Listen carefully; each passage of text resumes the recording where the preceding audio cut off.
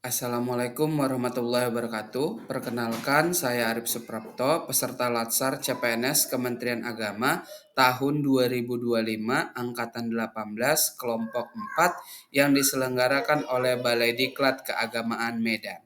Pada kesempatan kali ini, saya akan membahas tentang analisis isu manajemen ASN di Min 4 Serdang Bedagi. Nah, dari analisis isu yang saya temukan, di sini saya mengidentifikasi isu aktual, yaitu ada tiga. Yang pertama, rendahnya tingkat disiplin peserta didik. Yang kedua, rendahnya minat baca dan literasi peserta didik. Dan yang ketiga adalah rendahnya kesadaran peserta didik di lingkungan sekolah. Nah, ini saya identifikasi isu aktual berdasarkan yang ada pada sekolah. Nah, dari sini kita bisa deskripsikan isu tersebut berdasarkan data maupun fakta yang ada. Untuk isu yang pertama, yaitu rendahnya tingkat disiplin peserta didik, ini bisa kita lihat dari 25 orang peserta didik, itu ada 9 peserta didik yang tidak mengerjakan tugas tepat waktu. Ini kita bisa ketahui dari berdasarkan rekap tugas maupun PR yang dilakukan. Kemudian ada 4 peserta didik yang melanggar aturan tata tertib, misalnya membuat kegaduhan di kelas. Ini bisa kita lihat dari kuesioner sikap disiplin maupun berdasarkan observasi. Yang kedua itu adalah rendahnya minat baca dan literasi peserta didik. Ini bisa kita lihat dari 20 siswa, dari 25 siswa ada 20 siswa atau 80% yang jarang mengunjungi perpustakaan. Ini bisa kita lihat dari frekuensi kunjungan perpustakaan melalui buku tamu ataupun absensi perpustakaan. Kemudian ada 15 peserta didik atau sekitar 60% yang masih kesulitan dalam memahami bacaan yang telah dibaca. Ini bisa kita lihat berdasarkan observasi guru maupun kuesioner minat baca. Kemudian isu yang ketiga adalah rendahnya kesadaran peserta didik di lingkungan sekolah. Ini bisa kita lihat dari 8 peserta didik itu yang membuang sampah sembarangan. Ini bisa kita lihat berdasarkan observasi langsung oleh guru dan ada 12 peserta didik yang enggan ikut kegiatan piket. Bisa kita lihat berdasarkan daftar piket yang ada di dalam kelas. Kemudian dari deskripsi isu kita lihat ini ada dampak dan pihak yang terdampak. Isu yang pertama, rendahnya tingkat disiplin peserta didik, ini dampaknya adalah kurangnya keterampilan sikap tanggung jawab, kejujuran, dan kemandirian. Kemudian proses belajar mengajarnya juga terganggu. Lingkungan belajar juga menjadi kurang kondusif, tidak tertib, dan tidak produktif. Pihak yang terkena dampak itu peserta didik, guru, sekolah, maupun orang tua. Untuk kasus yang kedua, rendahnya minat baca dan literasi peserta didik, ini dampaknya adalah rendahnya kemampuan berpikir kritis, analitis, dan kreatif. Kemudian peserta didik kurang percaya diri dalam berkomunikasi. Berikutnya kesulitan dalam menulis, merangkum, dan menyampaikan gagasan. Pihak yang terkena dampak adalah peserta didik, guru, maupun sekolah. Yang ketiga, ini adalah rendahnya kesadaran peserta didik di lingkungan sekolah. Ini bisa kita lihat dari dampaknya itu lingkungan sekolah menjadi kotor dan tidak nyaman. Kemudian timbulnya konflik kecil antara siswa karena sikap acuh, egois, dan kurang peduli. Pihak yang terkena dampak ini adalah peserta didik, guru, maupun sekolah. Nah, dari sini kita masuk ke keterkaitan isu dengan substansi MP Manajemen ASN.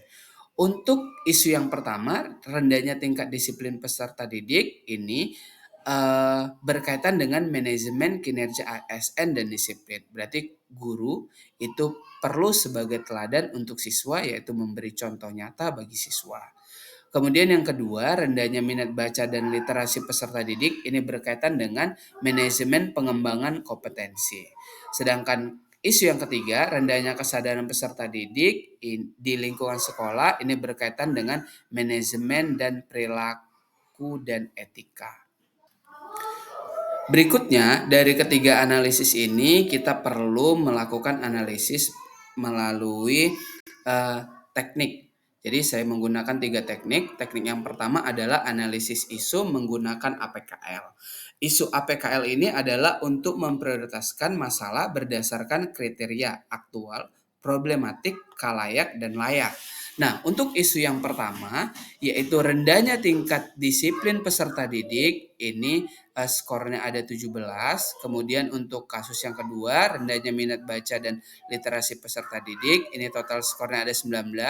Dan yang ketiga, rendahnya kesadaran peserta didik di lingkungan sekolah, ini skornya ada 14. Berdasarkan analisis isu menggunakan APKL, prioritas pertama yaitu rendahnya minat baca dan literasi peserta didik. Ini dilihat dari karena literasi adalah dasar semua pembelajaran, berdampak luas dan masalahnya nasional. Ini sangat aktual, berarti dia menjadi masalah utama pendidikan nasional, berdampak besar terhadap prestasi siswa meski butuh upaya jangka panjang. Prioritas kedua yaitu rendahnya disiplin peserta didik. Ini penting untuk menegakkan tata tertib agar pembelajaran berjalan kondusif. Seiring terjadinya mengganggu proses belajar mengajar, berdampak luas dan relatif mudah ditangani dengan aturan sekolah. Dan prioritas ketiga yaitu rendahnya kesadaran peserta didik di lingkungan sekolah. Maka ini perlu dilakukan pembinaan tetapi tidak sekrusial literasi dan disiplin jangka pendek. Ini analisis yang pertama. Yang berikutnya, kita masuk ke analisis isu dengan menggunakan teknik USG. Tadi dari berdasarkan teknik APKL kita ambil dua kasus, yaitu kasus yang pertama adalah rendahnya minat baca dan literasi peserta didik. Yang kedua adalah rendahnya disiplin peserta didik. Teknik isu menggunakan USG ini adalah menentukan seberapa mendesaknya serius digunakan sebagai penentu prioritas. Nah, dari menggunakan teknik USG, kita ambil core isunya yaitu rendahnya minat baca dan literasi peserta didik. Karena masalah ini sangat mendesak, berdampak serius pada prestasi akademik dan akan semakin parah jika tidak ditangani. Sementara rendahnya disiplin peserta didik ini memang tetap penting, tetapi bisa ditangani paralel melalui tata tertib dan peraturan yang ada di sekolah. Nah, kemudian dari sini, dari menggunakan analisis USG, maka kita ambil satu isu yang sangat penting dan sangat mendesak sehingga kita perlu menggunakan analisis yang namanya fishbone diagram. Analisis berdasarkan fishbone diagram yaitu mengidentifikasi semua penyebab masalah, baik itu berasal dari manusia, pendekatan atau metodenya, bahan ajar, kemudian ada seperti bahan ajar, evaluasi lingkungan, sarana dan prasarana. Kalau berdasarkan dari manusia, berarti peserta didik lebih tertarik pada gawai daripada membaca. Peserta didik kurang motivasi membaca, menganggap membaca itu adalah membosankan. Melalui pendekatan, metode pembelajaran guru masih konvensional, guru belum memanfaatkan media literasi kreatif, guru kurang memberikan kebiasaan membaca di kelas. Berdasarkan bahan ajar, buku bacaan terbatas, buku bacaan kurang menarik, kemudian sesi literasi hanya sebatas membaca. Berdasarkan sarana dan prasarana, koleksi perpustakaan itu terbatas dan kurang menarik. Belum semua kelas tersedia yang namanya sudut baca. Kemudian kalau dia berdasarkan evaluasi, penilaian literasi jarang dilakukan. Guru hanya berfokus pada hasil akhir. Berikutnya, budaya literasi sekolah belum terbentuk secara konsisten. Kurang adanya ruang baca yang nyaman. Nah, dari sini sehingga inilah faktor-faktor yang menyebabkan rendahnya minat baca dan literasi peserta didik. Dari berdasarkan isu yang ada, maka kita mengambil inovasi dan ide kreatif. Inovasi dan ide kreatifnya yang diajukan yang pertama adalah pojok literasi digital dan cetak, yaitu membuat pojok baca di kelas dengan kombinasi buku cetak atau QR Code dengan cerita interaktif. Membaca 15 menit dengan metode estafet, yaitu membaca singkat sebelum belajar dan menceritakan kembali isi buku. Kemudian ada jurnal membaca harian, kemudian book review show, kemudian kolaborasi dengan orang tua. Nah, kolaborasi orang tua ini boleh nanti dilakukan setiap minggu siswa melaporkan buku yang dibaca orang tua ataupun siswa membaca buku di rumah. Ini untuk menumbuhkan kebiasaan literasi di rumah.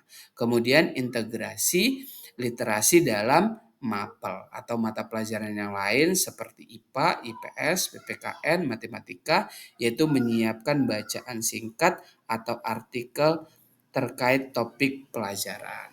Nah, demikianlah ide kreatif dari saya. Lebih dan kurangnya saya minta maaf. Wabillahi taufiq wal hidayah. Wassalamualaikum warahmatullahi wabarakatuh. Terima kasih.